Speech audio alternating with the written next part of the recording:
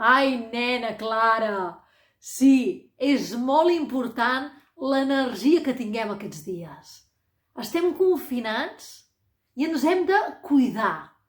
Petits massatgets a les mans, als peus i també cuidar l'energia que tenim. L'optimisme ben amunt! Ai, com xafo els rulos! Mira què estic fent jo, Clara. Nena, que demà és Sant Jordi, la Diada de Catalunya, I això no deixarem de celebrar-ho, Confinats o no confinats, tu? Ja estava preparant aquestes roses. No tenia la tela vermella com aquella noia que les ha fet al programa, que les ha fet tan bé, Li han quedat perfectes. Però mira que mones m'han quedat.